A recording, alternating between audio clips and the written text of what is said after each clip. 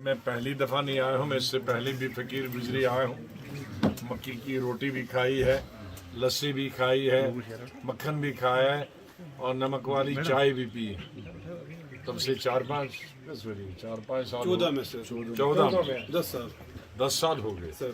लेकिन बीच में 2-3 दफ़ा बताया, हमारे दूसरे मौलवी साहब ने बनाया था पिछले दफ़ा प्रोग्राम, जब हमारी चेरी होती है। वो कहाँ है?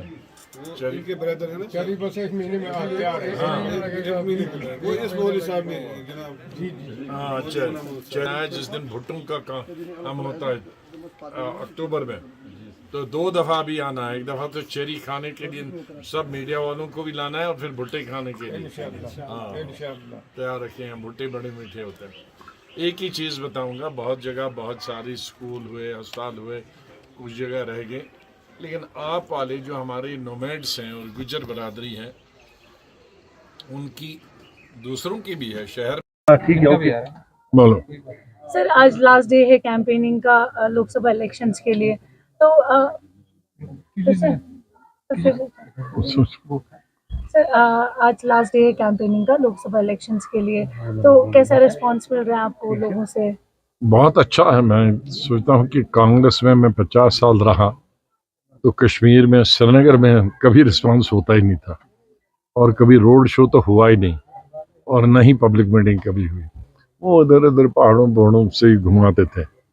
लेकिन मैं शुक्रगुजार हूँ कश्मीर वैली का और ख़ास तौर से शहरी श्रीनगर के आवाम का, हमारे सभी कश्मीरी, गैर कश्मीरी, एवं गुजर बकरवाल भाई भी इधर रहते हैं। इस वक्त हम यहाँ आए हैं, लगता है, और बर्फ़ यहाँ सामने दिख रही है।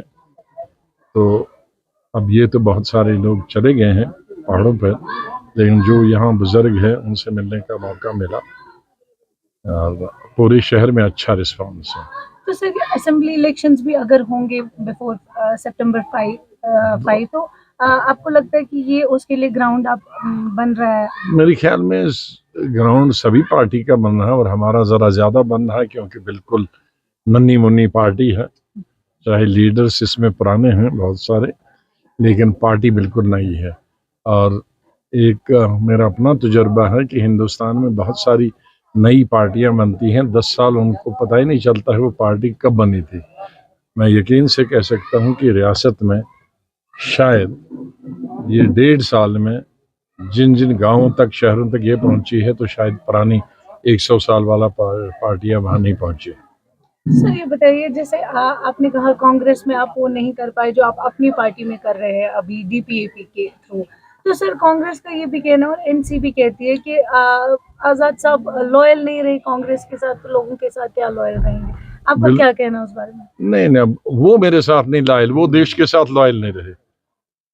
मैं इंदिरा गांधी की तारीफ करता हूँ, अपनी बुक में भी की है, नेहरू की भी की है, राजीव गांधी की सब की।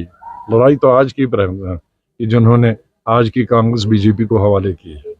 आर्टिकल 370 के बाद ये आज बीजेपी अगर सत्ता में है तो आज की प्रेजेंट लीडरशिप की वजह से। तो हमारा झगड़ा प्रेजेंट लीडरशिप से, कांग्रेस की पॉलिसी से नहीं, दो अलग चीजें हैं। आर्टिकल 370 के बाद ये लोकसभा इलेक्शंस हुए, इससे पहले आपने कांग्रेस के लिए कैंपेन किया है। जब कांग्रेस में थे आप, जम्मू कश्मीर आते थे, अब की हालात और तब की हालात किस तरह कंपेयर करते हैं आप?